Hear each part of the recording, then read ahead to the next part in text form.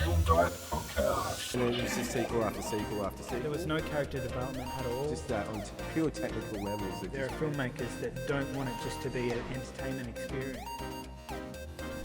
Hello and welcome to Media Academy Online, episode 30. 3-0, ding-a-ling-a-ling. Whoop whoop. Party. Yeah. And today we're going to be covering our next viral pandemic Continuing this series. trend. Yeah, since we're all stuck at home and can't... Since we're all quarantined. Stuck. And today we're going to be talking about 28 days 28 later. days later. That's a zombie. Yeah, good one. Well, they're not technically not zombies. They're infected. They're infected, that's true. As Danny Boyle insisted, this is not a zombie film. They're zombie-like infections. Zombie-like, Yeah. yes. It's got all the tropes and everything affiliated with a zombie film practically, Yeah. but it's not a zombie film. Yeah. It made a bit of a splash when it came out for a few reasons. Mm. Before we talk about the technology, let's just run through what the film is, give it a bit of a brief description, and then we'll discuss. Should I read the blurb? Since If I've you got like. it here. A powerful virus is unleashed, transmitted in a drop of blood and devastating within seconds. The virus locks those infected into a permanent state of murderous rage. Within 28 days, the country is overwhelmed, and a handful of survivors begin their attempts to salvage a future, little realizing that the deadly virus is not the only thing that threatens them.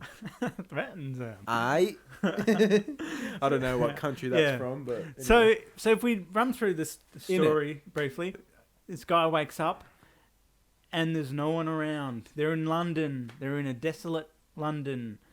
Where very everything reminiscent is- of a few zombie things. You know, waking up. I think Walking Dead. It's It's pretty much the same shit. same formula that's been rinsed, but especially that zombie period that we had there. Everything was a zombie film or TV show. It all sort of sprang from this.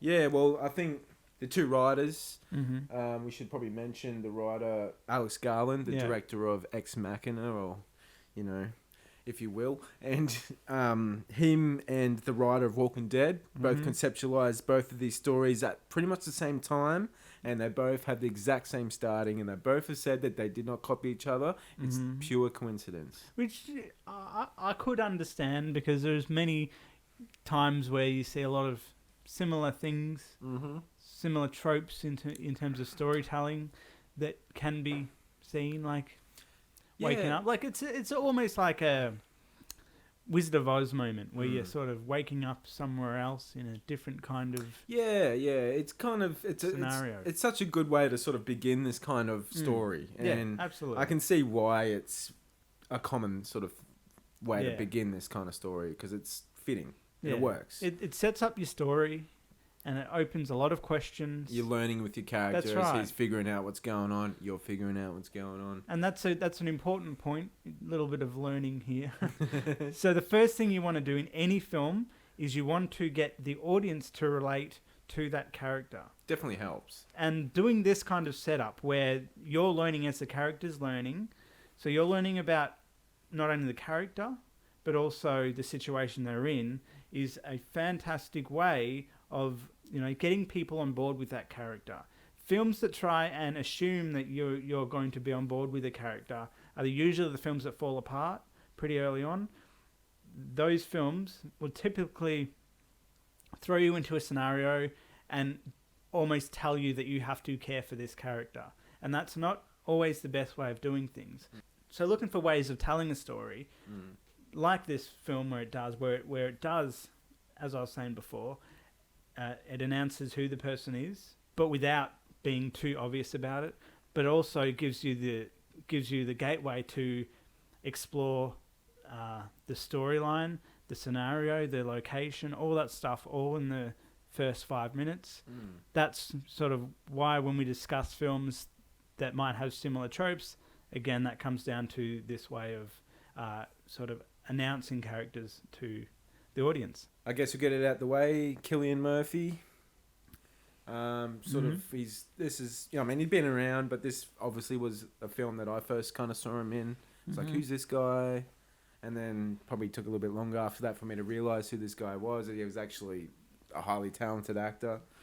getting into Christopher Nolan movies. He ended up being in, and Peaky Blinders, but Sunshine, another Danny Boyle film, the space one. I don't know if you've seen that, where the sun have to reignite the sun. I think so. Yeah. Yeah. That's a really good film. We'll get to that down the track. Yeah. But this was kind of my first introduction to this actor, and I thought, who is this guy? And he won me over through the film. Mm-hmm. But I think, rewind quickly, Danny Boyle, director.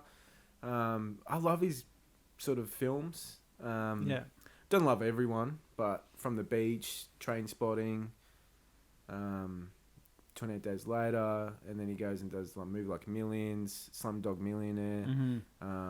He's done so many different kind of films, but he's always got this kind of style, and he always brings a style to the film. And this one's got a particular style because it's all filmed on old-fashioned DV. digital. Are they DV cameras? Yes.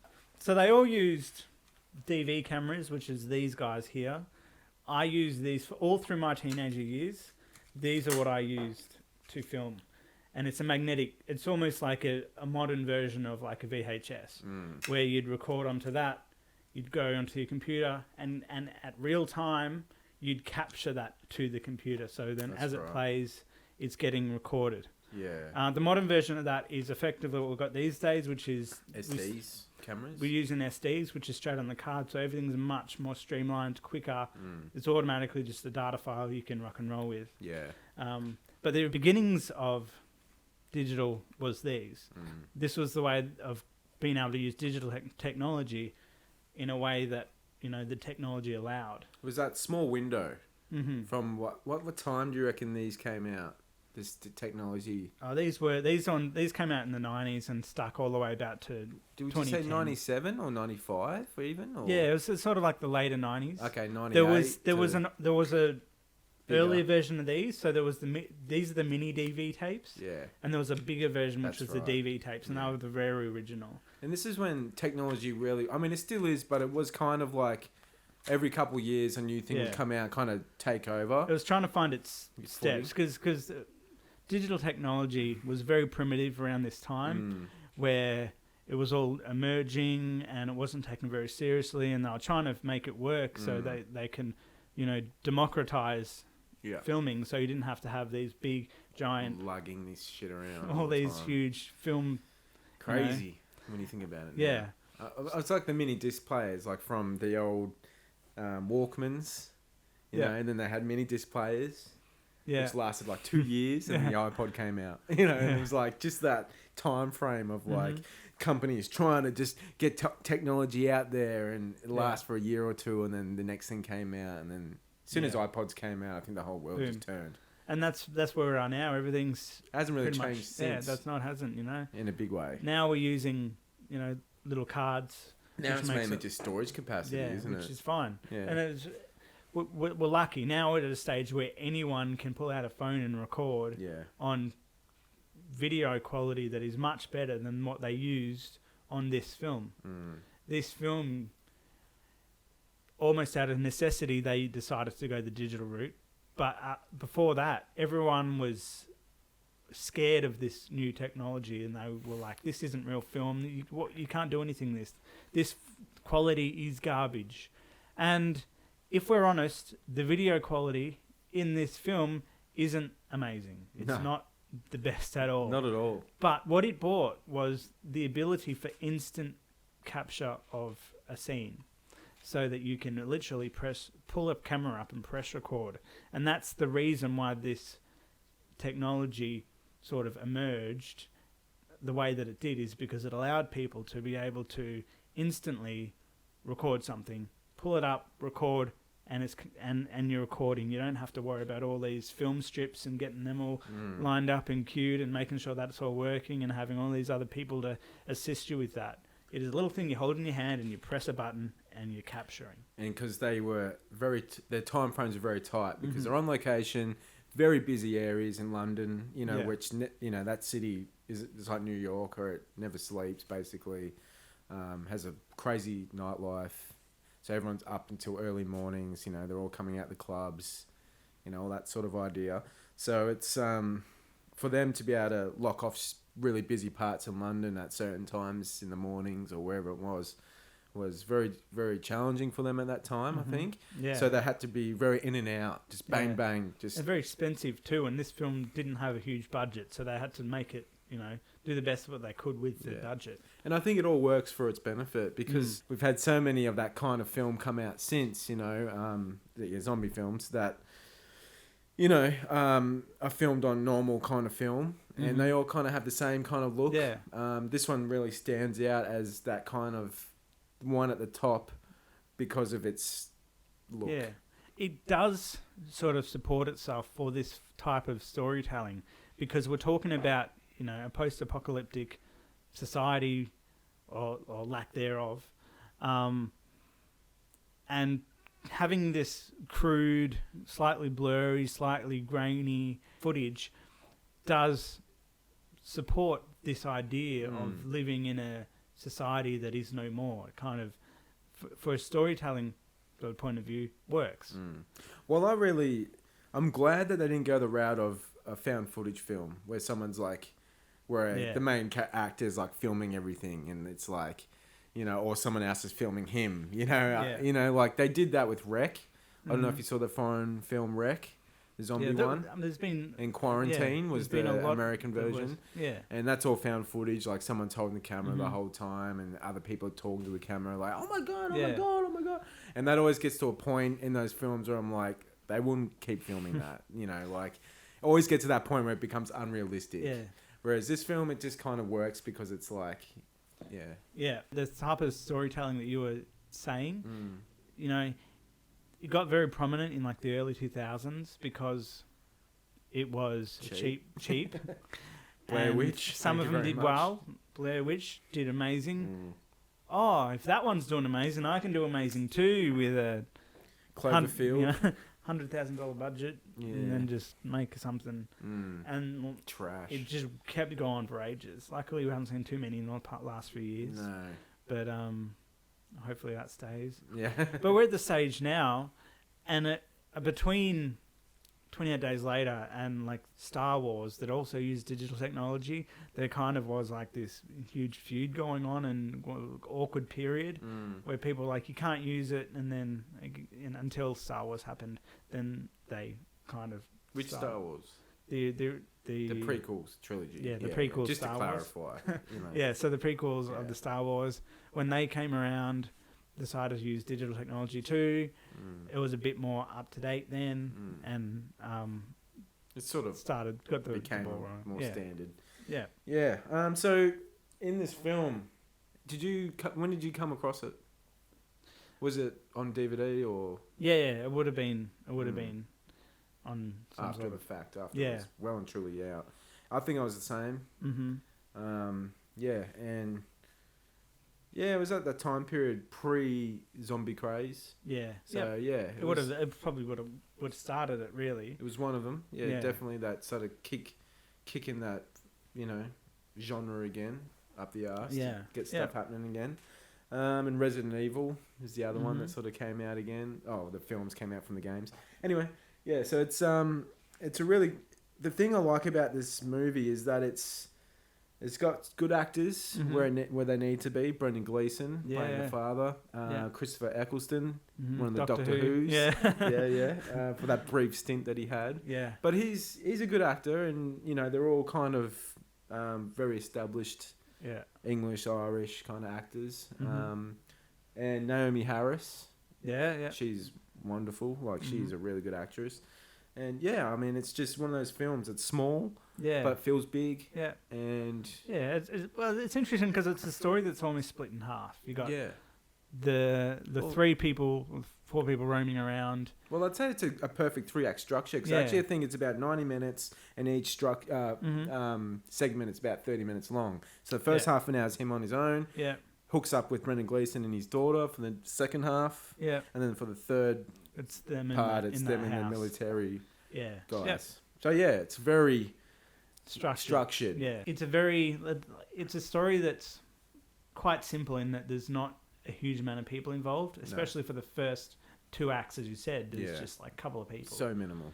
And which works really well. And then you've got the more complex stuff brought in. and the later stages, which is very typical of like older films like Sound of Music. They sort of do that, where it starts off all sort of very simple and a relatively simple story, and then they bring in more, political, more complex things at the end. Yeah. And that's kind of what happened with this. Yeah. I always found the third act to be the weakest. Yeah. I love the first two acts, and then the third act is always kind of bored. I always get a bit bored. Yeah. It's not that I don't like it. It's just for some reason I find the first two acts very strong, and then the third act's just not as strong. And I think they knew that as well, because they filmed multiple endings, and they kind of didn't really know how to wrap it up. And I think Alex Garland has had that issue with a lot of his stories, apart from Ex Machina. There's been a lot that he's done that kind of, like Sunshine, for example, the third act just kind of goes off the rails a bit, and it's kind of like loses that tightness. Yeah. But they're not bad. I'm not saying it's bad by any measure. It's just compared to how good it is in the beginning. Well, if we reflect, if I have a little teacher moment again. Go for it. So the thing, when coming up with a story, you have to come up with what's called a synopsis. And that's, usually... in some cases, it can be up to a page that explains a synopsis. And in that synopsis, you want to try and explain the story. The one thing that always, in some people's cases, they don't really focus too much on is the ending, though. It's always setting up the majority of the story. Always like... and that's always where the majority of the focus gets onto. So when people are in that mind, coming up with the story, they're focusing so much on the first part, coming up with that idea. And in some cases, that end part can almost be forgotten about. And it's typical, it happens quite a lot. And that's when we see these films that start off so well, is because they get so much momentum behind the script writing, coming up with the story, getting, the funding and all that sort of stuff, that they usually get to a point. And if they haven't planned out that ending part great, then we find things happening like, reshooting the ending and rewriting the ending and trying to make that ending work. And it's hard because you're trying to sum up everything, all the questions that you've set up at the beginning of the film. You need to answer them as best you can. And it's a hard thing to do. But it's always a good idea when coming up with a story is to flip it. Yeah. Figure out what your message is going to be and how you want to finalize that. And then sort of, work backwards and back engineer your story. And then you can focus on that beginning. And once you already know what your ending is, then it's a matter of making a beginning that works equally as well. And because people are going to be asking you about your concept, you need to work those out first. Yeah. So you need to be able to answer those elements. You've already worked out the end, though. And then you're forced to answer the beginning. And then, therefore, you have ticked all of those boxes. You've hopefully come up with a beginning, middle, end that is all equally as strong. Yeah, makes sense. And I can see why so many people get carried away, especially film students. So they get so excited about this little idea or big idea, and then it's like, well, what are you saying with it? Where are you going with it? Yeah. Ultimately, what's the end goal? Yeah. And it's always like, I just wanted to focus on that one part. Yeah. And it's like, that's why short films work so well, I think, because, you only have to come up with that initial idea, and it's kind of just like, how do you make that interesting without having to wrap it all up and answer all these questions? And especially when you get students or anyone really who wants to make a film and they get so caught up on one element, as you're saying. It could be, it's going to look so cool. We're going to have this fight scene and all this stuff's going to happen. Always this one thing. And you focus so much on this one certain element that you're almost creating a story to fit into that thing. And we see this in Hollywood as well. Yep. All the time with a lot of films. They're finding an excuse to get to the action. Whether it's a film like, I don't know, like Transformers 2, 3, 4, 5, 50 Fast and million. Furious 1 to 9, G.I. Joe 1 and 2, 2012, all these sort of stories that big are like, budget Hollywood films, really. And that they'll start off with the first 20 minutes. Okay, here's a quick story for you. Now you've got your story, right? Let's get into the rest. And they just hold your hand through every turn, and it's like they're made for kids, and people that don't have brains. It's made for the people who want to make a film and say, I just want to do this one little bit. Yeah.